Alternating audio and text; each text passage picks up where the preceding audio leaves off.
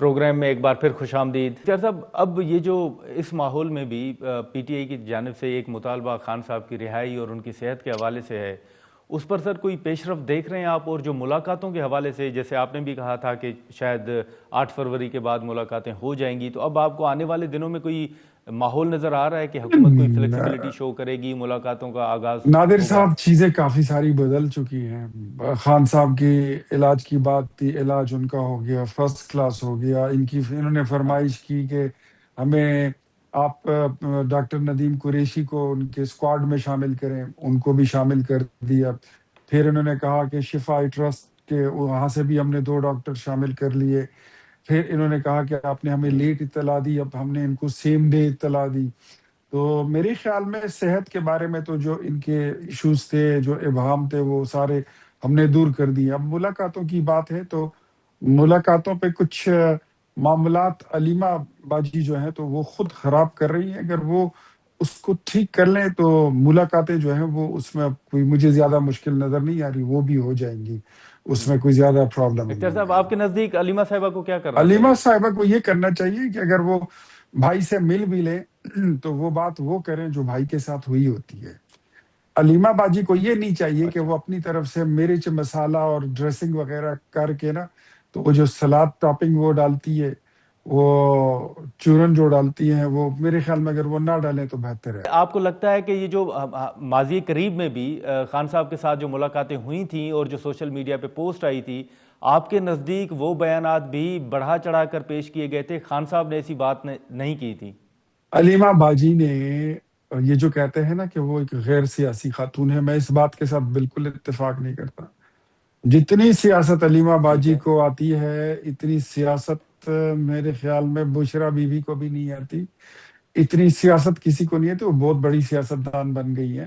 سر، میں نے کہا بشرا صاحبہ کا آپ نے نام لیا تو میں نے کہا وہ پی ٹی آئی تو کہتی ہے کہ وہ بھی غیر سیاسی ہی ہے، بشرا صاحبہ بھی۔ یار، جتنی غیر سیاسی خواتین پاکستان تحریک انصاف کے پاس ہیں، قسم سے اتنی پولیٹیکل خواتین کسی جماعت کے پاس نہیں ہے یار۔ ان کو تو وہ کچھ آتا ہے کہ وہ ہمارے میں باقی پارٹی کی خواتین کو دیکھتا ہوں، میں اتنے نہیں ہے،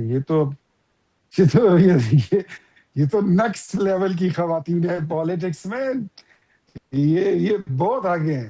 یہ بات غلط ہے، میں اس سے اتفاق نہیں کرتا۔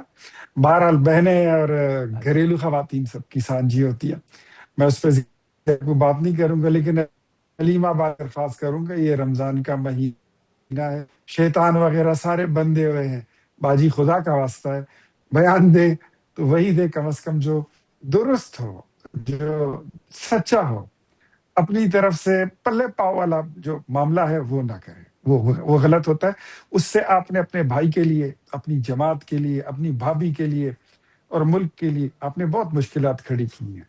برائے مہربانی ایسی سیاست سے باز رہیں، آپ کی بڑی مہربانی اچھا ہے۔ اختیار صاحب، آخر میں سر اتنا بتا دیجیے گا کہ یہ جو علیمہ صاحبہ ہی بات کر رہی ہیں کہ 15 جنوری کو اپلائی کیا ہے خان صاحب کے بیٹوں نے اسلام آباد آنے کے لیے، جو ویزا اپلائی کیا ہے، اس پر کہہ رہی ہیں کہ کوئی پیش رفت نہیں ہے، کیا حکومت ارادہ رکھتی ہے سر کہ ان کو پاکستان آنے دیا جائے گا، ویزا دیا جائے گا انہیں؟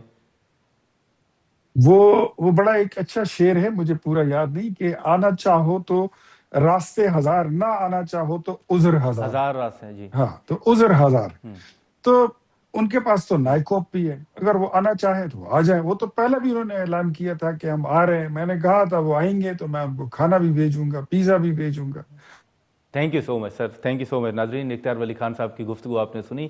اب حکومت تو یہ جو ملاقاتیں ہیں یا جو بیانات ہیں، اس حوالے سے حکومت کا ایک واضح موقف ہے کہ جو بھی خان صاحب کی بات ہو وہی اگر بات کی جائے تو معاملات خراب نہیں ہوں گے اور شاید ملاقاتیں بھی ہو جائیں گی، لیکن اگر بڑھا چڑھا کر بات کی جائے گی، سیاست کی جائے گی، تو پھر شاید پی ٹی آئی کے لیے مشکلات پیدا ہوں گی، ان سینس کے جو ملاقاتیں ہیں وہ شاید نہ ہو سکیں۔ اب دیکھیں گے اس پر کیا پیش رفت جو ہے وہ سامنے آتی ہے۔ آج کے پروگرام میں اتنا ہی، اجازت دیجیے، اللہ حافظ۔